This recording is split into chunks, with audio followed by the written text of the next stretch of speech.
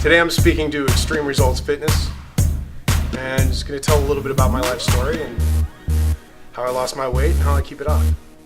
Very excited to introduce the Biggest Loser winner of season 13, Mike Messina.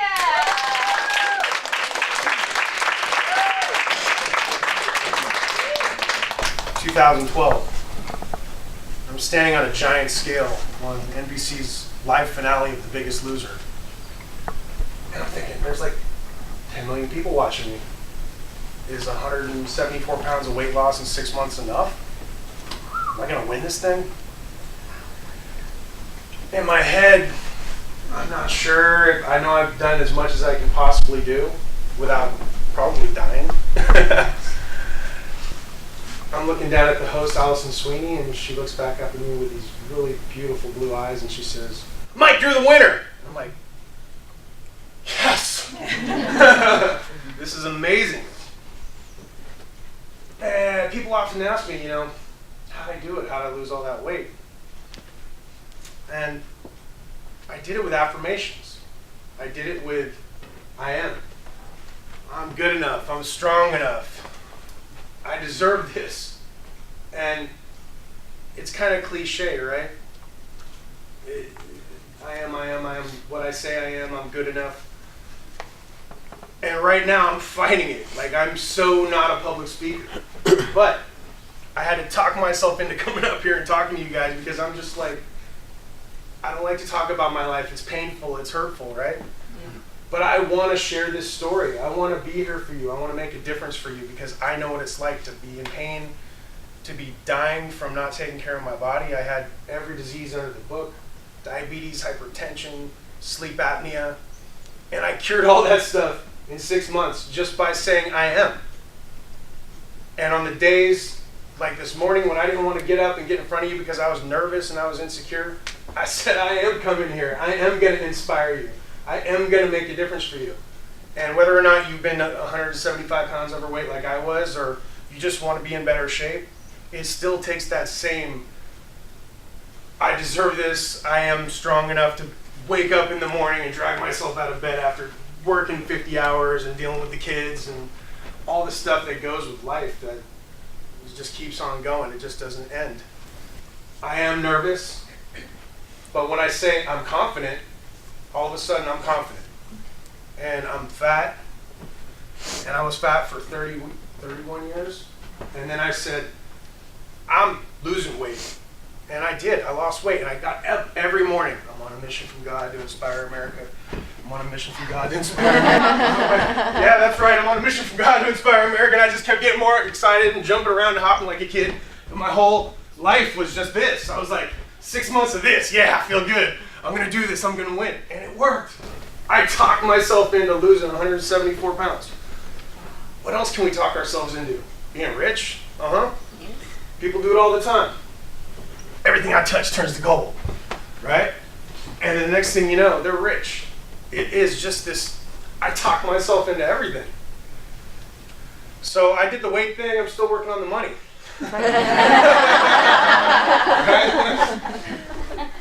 I think you guys are amazing for being here. You're not on a TV show, you don't have any reason other than to take care of yourself. And that's awesome. That's a testament to your inner strength and your power. And I know you're great because I say you are. And that's the truth. You're great because I say you are for me. And when you say that about yourself, then you are me. This is nothing new. It's been around forever. It's old information, thousands of years old, and it keeps getting transmuted into different stories. If you guys have teammates, I think that's where it's at. That is awesome. Like, you may not show up there for you, but you're going to show up there for them on the days that you're struggling. And that's going to bring you back up into that place where you may not always be way up here, right? But at least you're not down here. You can kind of roll in the middle, maybe a little bit above, a little bit below. Oh wait, I don't like being that low. Come back up again. So it's this constant thing, and it's the people in your life that are surrounding you, that are supporting you, that are into the same things that you are, that are really going to make the difference for you. Like, what was your true why? My true why? For wanting to lose this weight. I had a couple of like silly little references to pop culture, and that kept me going. And one of them was, "You only get one shot" by Eminem. And that was just on a loop in my head, and it just kept going, right? And it's a really strong one, right? Because rhythm and music are so powerful, and it connects you to that. I don't want to get all spiritual or anything, but like this, the spirit world, the world that intense hyper focus where anything is possible, the flow. You've got your mojo, however you want to talk about it. It's getting into that place where it's work without work. So there was times when literally it was like, I'm on a mission for God. I'm on a mission for God. And I would be moving like this, but I wouldn't stop because I was gonna do it or die trying. But that's how much I wanted to lose weight. It wasn't about the money, it wasn't about winning the show. It was like 30 years of morbid obesity, and I didn't want to die because of hypertension, like I said, diabetes, sleep apnea, and asthma. And Doc said that I was a ticking time bomb. I had very little time left. So basically that was your why. That was my why. I hopefully get a chance to work out with you guys and have fun and learn from you, because you have plenty to teach me. I don't know anything. I know a couple workout moves. You can do some Jane Fonda moves.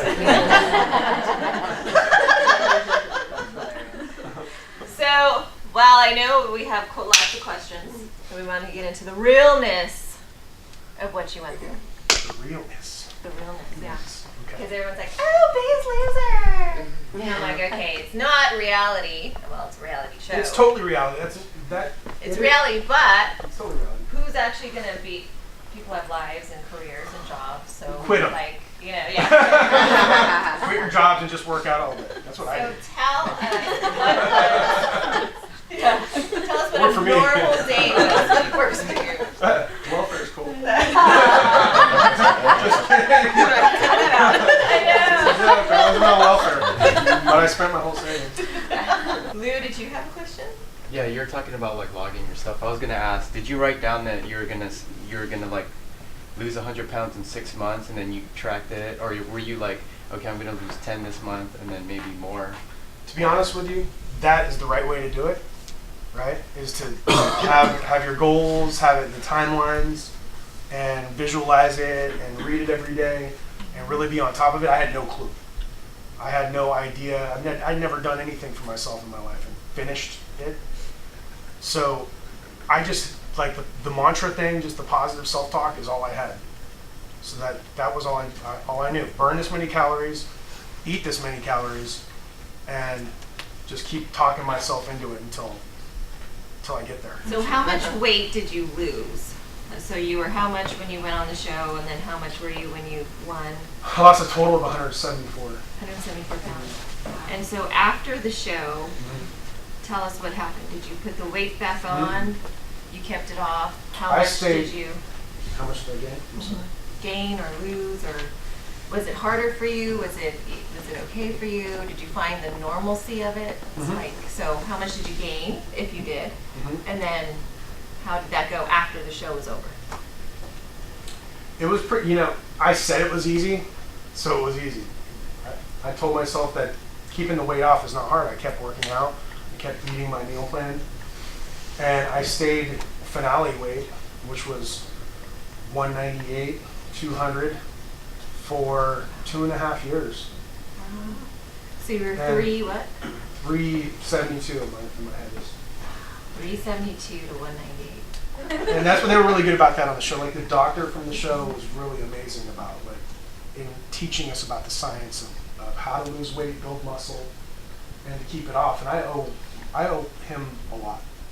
And there's this quote by a health expert, a doctor, who's just like, most people don't really know how good the body is truly supposed to feel, because people just really don't reach that level.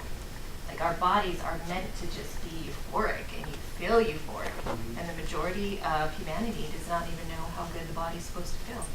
That's how our, God, or whoever you believe in, created our bodies, is to be amazing and flourish, and the majority of us don't know how that truly is supposed to feel. Right.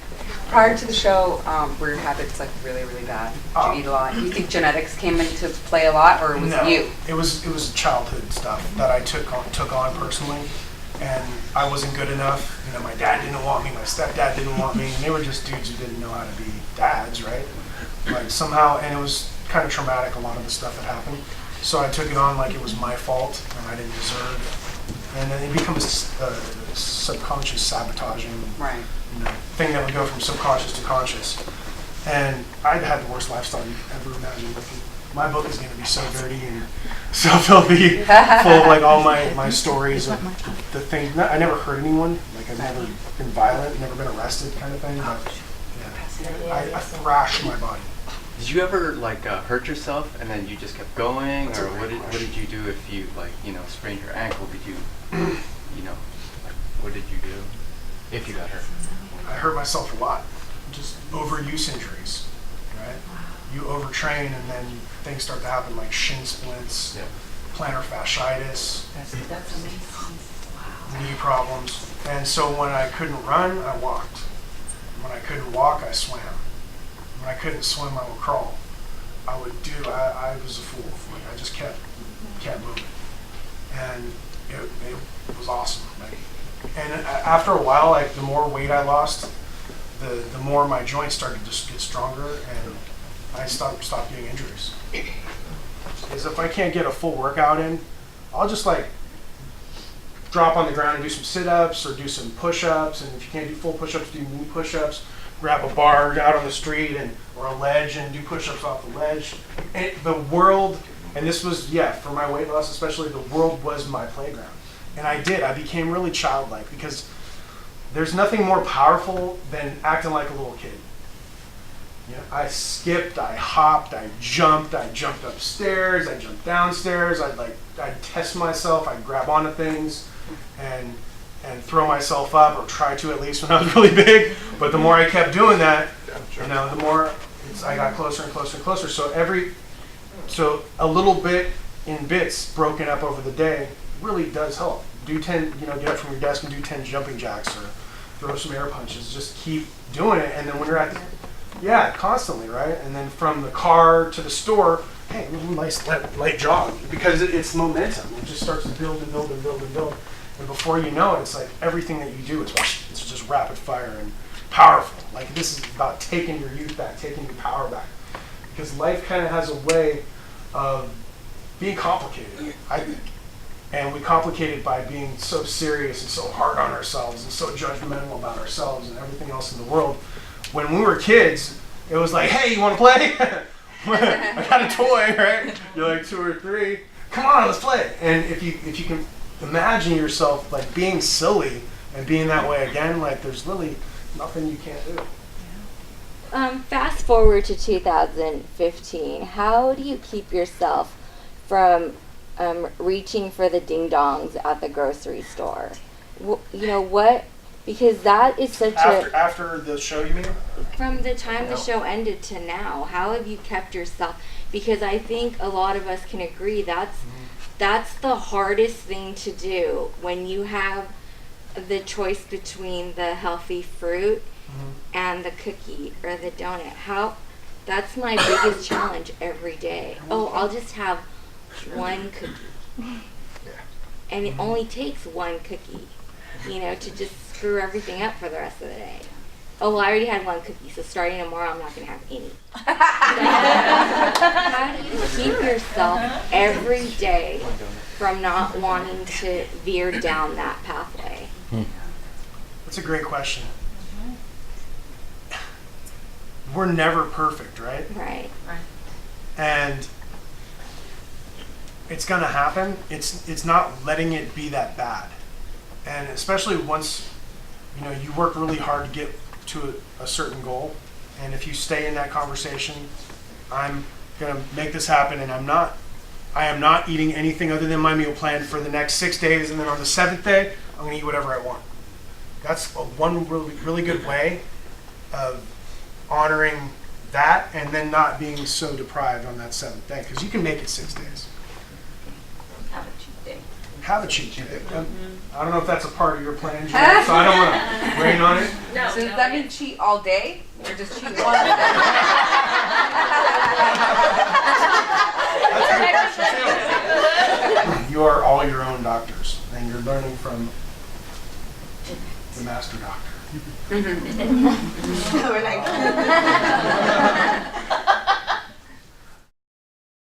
Well, thank you guys so much for letting me Thank you. come and share this time with you. And Yes.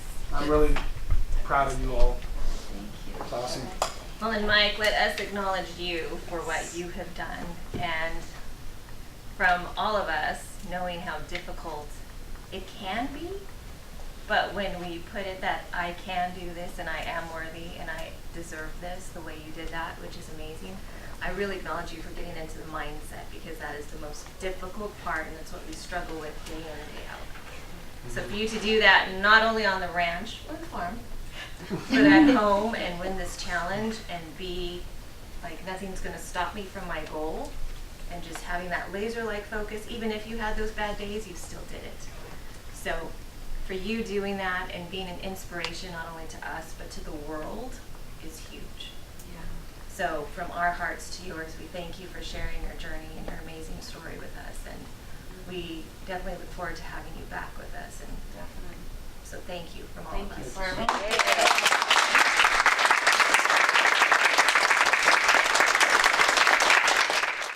So where should we look? Which camera? Look at